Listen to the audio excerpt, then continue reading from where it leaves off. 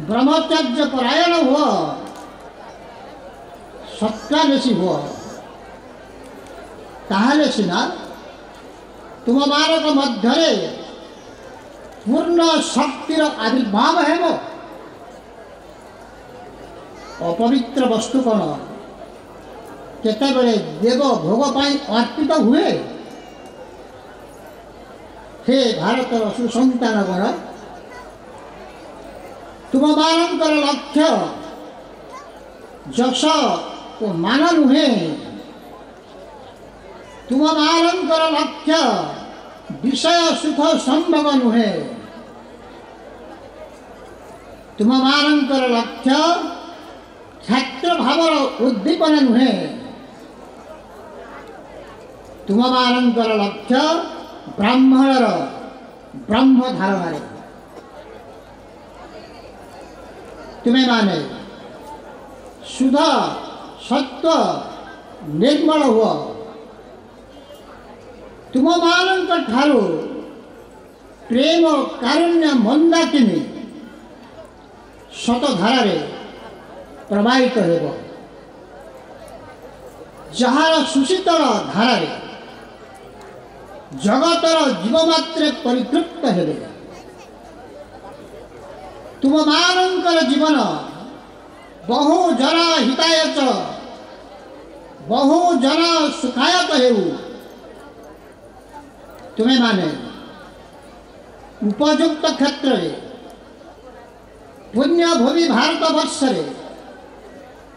उपयुक्त पितांकर वंशधर रूप में आविर्भूत होइछ। तेरे तुम्हें माने ताहार निम्न भावापन्न साधारण जगत भावंकर जगत जीवंकर पदांक अनुसरण करिब काहिंकी। सही गरियान आदर्श भूली जदि निकृष्ट आदर्श ग्रहण कर और राजपुत्र हो जदि दिन दरिद्र परी अन्यर भिक्षा कर, तेरे समस्त उपहास करेंगे सीना, कहीं तुम मान को साहाय्य करेंगे ना। तुम्हें माने सिंह शिशु मेष शिशु नपरी काजापन करुछ, निज स्वरूप भूली जाए। देख तुम मानकर धन्य संपादन पाई जगत गुरु आसी सुजोग त्याग कर ना। सुजोग सब मिले ना, चांस कम्स वन्स। थे सुजोग हरइले पुनर्बार आसवा तो सहज हुए। ये सुजोग त्याग कर ना, प्रतिष्ठित जाग्रत प्राप्य बरान निबद्धत। तुम मानकर उद्दीपना वर्तमान तदभिमुखी हेबा उचित।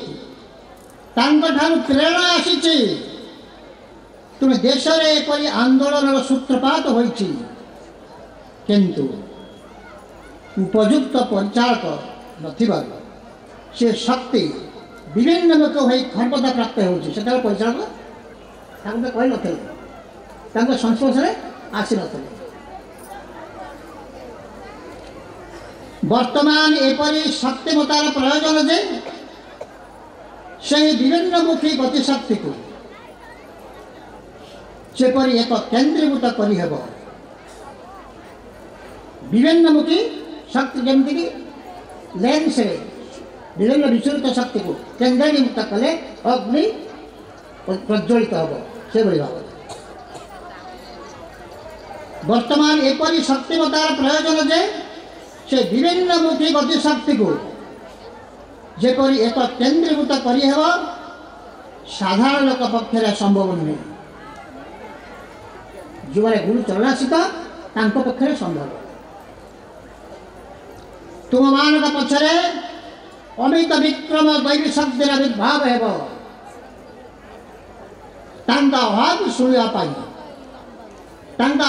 शुणा तुम्हें मैंने उत्पन्न हो रुह, प्रस्तुत हुआ। जे जाग्रत रे से शुणी पारे। जे शुणा चेष्टा करेंगे से शुणे पुरस्कार आवश्यक पुरस्कार जो शेष गुरुकृपा से आरंभ चरित्र बल जदि तुम्हें मैंने आकर्षण कर शुद्धि बल से तुम मान भीतर ही आविर्भाव है अन्यथा जो देश जो जाति भितर एपरी पवित्रता देखादेव सेखाने कर्मक्षेत्र प्रतिष्ठित हो सुतरां तुम देश को तुम जाति को धन्य परिवार जदि तुम इच्छा होचे तेरे उपयुक्त होगा चेष्टा कर एवं तुम भितर तांकर आविर्भाव पाई प्रार्थना कर सकल मनोरथ अचिरे पूर्ण है वर्तमान समयटा विरोधर जुग प्रति क्षेत्र में विरोध आप जहाँ कहतु विरोध परिवार समाज देश राष्ट्र साहित्य क्षेत्र में सर्वत्र विरोध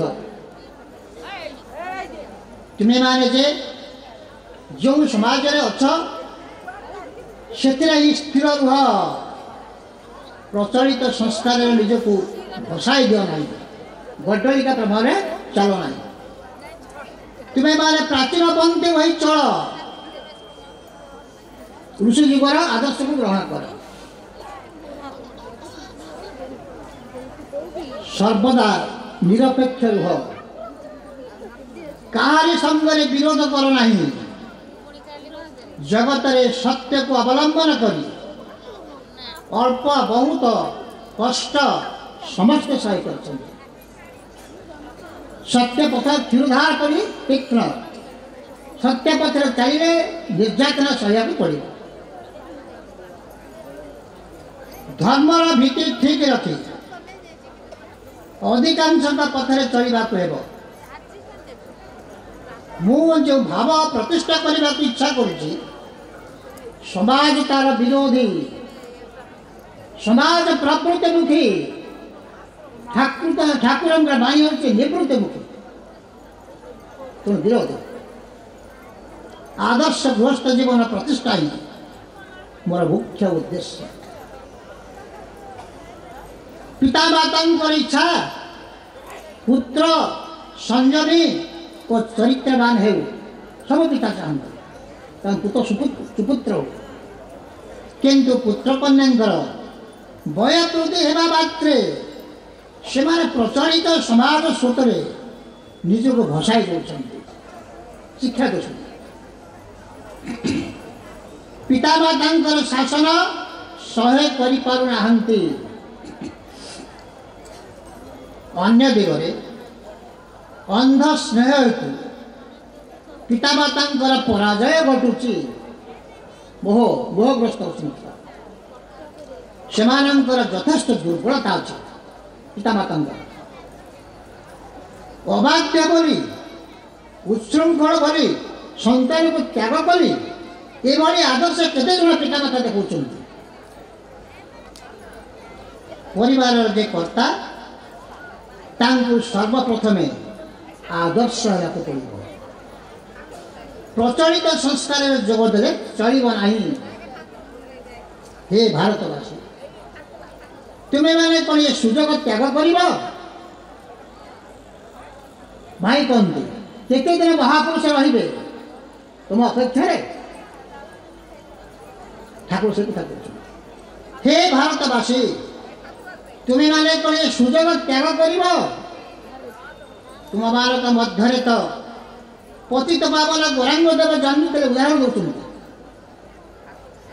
तुम भारत मध्य तो रामकृष्ण विजय कृष्ण जन्म थे तुम भारत मध्य तो से दिन से पुरुष सिंह विवेकानंद जन्म थे जे समग्र विश्व धर्म चेतना को उद्बोध करते सुतरां तुम भारत मध्य तांकर आविर्भाव संभावना अधिक